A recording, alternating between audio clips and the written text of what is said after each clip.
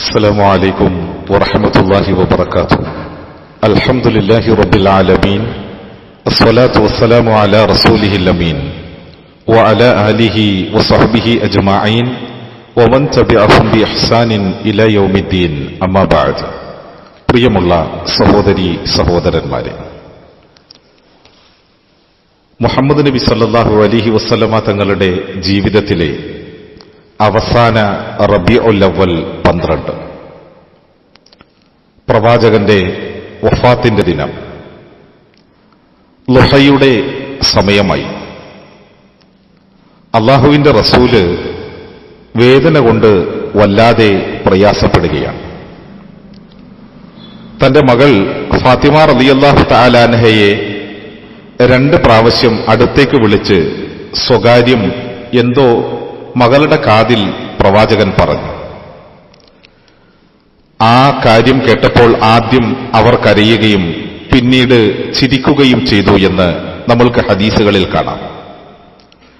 അൻ ആയിഷത റളിയല്ലാഹു അൻഹ ഖാലത്ത് ദഅ നബി സല്ലല്ലാഹു അലൈഹി വസല്ലം ഫാത്തിമ അലൈഹസ്സലാം ഫി ശക്വാഹു അല്ലദീ ഖുബില ഫീ ഫസാറഹാ ശൈഉൻ ഫബഖൈ.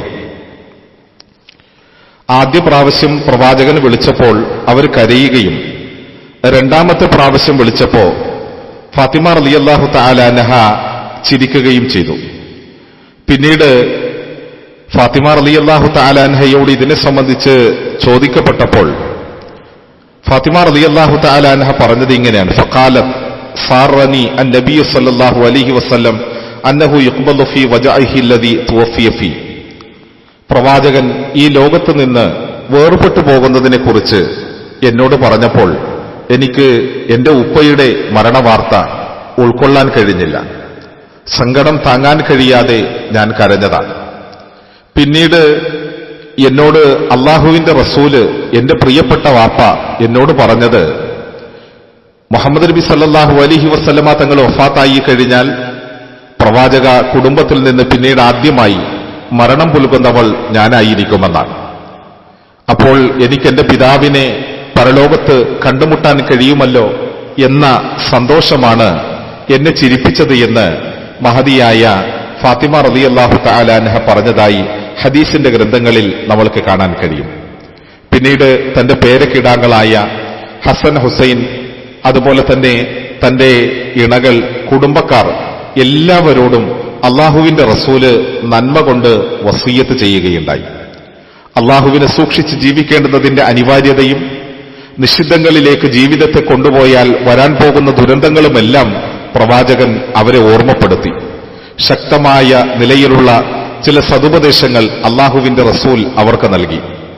ഈ സമുദായത്തോട്, ജനങ്ങളോടുള്ള മുഴുവൻ വസിയ്യത്ത് നമ്മൾക്ക് കാണാൻ സാധിക്കും. മഹാനായ അനസ് ഇബ്നു മാലിക് റളിയല്ലാഹു തആല അൻഹു പറയുകയാണ്: ഖാല കാനത്ത് അമ്മഹു വസിയ്യത്ത് റസൂലുള്ളാഹി സ്വല്ലല്ലാഹു അലൈഹി വസല്ലം ഹീന ഹളറതുൽ വഫാത്ത്.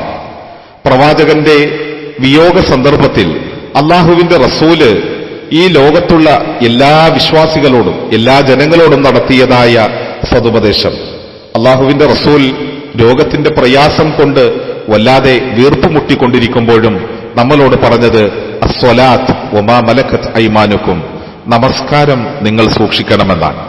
അതെ, ഒരു മനുഷ്യനെ സംബന്ധിച്ചിടത്തോളം തന്റെ റബ്ബുമായുള്ള ഏറ്റവും വലിയ അടുപ്പവും ബാധ്യതയും അത് സൂക്ഷിക്കണമെന്ന് അള്ളാഹുവിന്റെ റസൂല് പറയുകയുണ്ടായി.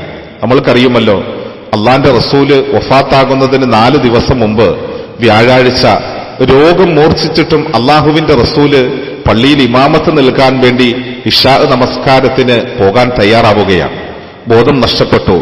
പിന്നീട് ജനങ്ങൾ കാത്തിരിക്കുമ്പോ പ്രവാചകന് ബോധം വന്നപ്പോ ആദ്യം ചോദിച്ചത് അസ്വല്ലന്നാസ്, ജനങ്ങൾ നമസ്കരിച്ചോ എന്നാണ്. നബിയെ കാത്തിരിക്കുന്നു എന്ന് പറഞ്ഞപ്പോൾ പല പ്രാവശ്യം പുറപ്പെടാൻ തയ്യാറാവുകയും പക്ഷേ രോഗം പ്രയാസപ്പെടുത്തിയതിനാൽ അതിന് സാധ്യമാകാതിരിക്കുകയും പിന്നീട് മഹാനായ അബൂബക്കർ സിദ്ദീഖ് റളിയല്ലാഹു തആല അൻഹുവിനെ ആ ഉത്തരവാദിത്വം ഏൽപ്പിക്കുകയും ചെയ്യുകയാണ്. എന്നിട്ട് ശനിയാഴ്ച ദിവസം സ്വയമൊന്ന് എഴുന്നേറ്റ് നിൽക്കാൻ കഴിയാതെ വന്ന സന്ദർഭം അള്ളാന്റെ റസൂല് മഹാനായ അബ്ബാസ് റളിയല്ലാഹു തആല അൻഹുവിന്റെയും അലി റളിയല്ലാഹു തആല അൻഹുവിന്റെയും തോളിൽ കൈകിട്ട് പള്ളിയിലേക്ക് പോയി. പ്രവാചക ഭവനത്തിൽ നിന്ന് പള്ളി വരേക്ക് അള്ളാഹുവിന്റെ റസൂലിന്റെ ആ തിരുപ്പാദം കിടന്ന് ഇഴഞ്ഞതിന്റെ പാടുകൾ പോലും ഹദീസിന്റെ ഗ്രന്ഥങ്ങളിൽ നമ്മൾക്ക് വായിക്കാൻ കഴിയും. അത്രത്തോളം അള്ളാഹുവിന്റെ റസൂല് അള്ളാഹുവിനോടുള്ള ബാധ്യതകളിൽ സൂക്ഷ്മത പുലർത്തിയിരുന്നു. ആ റസൂല് ഈ സമുദായത്തിന് അവസാന സമയത്ത് നൽകിയ ഏറ്റവും ബലവത്തായ വസീയത്തിൽപ്പെട്ട ഒന്നാണ് നമസ്കാരം സൂക്ഷ്മതയോടെ കൈകാര്യം ചെയ്യണമെന്നുള്ളത്. അള്ളാഹുവിന്റെ റസൂല് നമ്മളൊന്ന് ആലോചിച്ചു നോക്കൂ സഹോദരങ്ങളെ. ആ റബീഉൽ അവ്വൽ 12 തിങ്കളാഴ്ച ദിവസം ഈ ലോകത്ത് നിന്ന് വേർപെടുമ്പോൾ അള്ളാന്റെ റസൂല് വല്ലാതെ വേദന കൊണ്ട് പുളയുകയാണ്.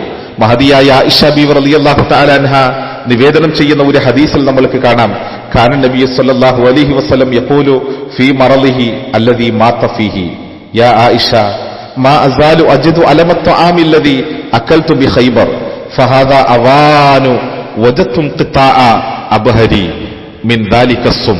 പ്രവാചകൻ പറയുകയാണ്, പ്രിയപ്പെട്ട ആയിഷ, ഞാൻ വല്ലാതെ പ്രയാസമനുഭവിക്കുകയാണ്.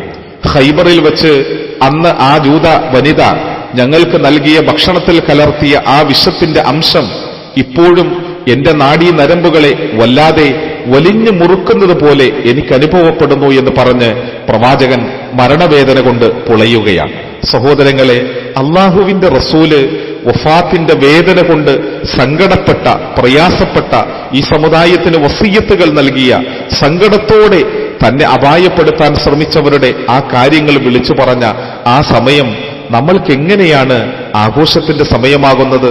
റബീഉൽ അവ്വൽ 12 എങ്ങനെയാണ് നമ്മൾക്ക് ആനന്ദിക്കാൻ കഴിയുക?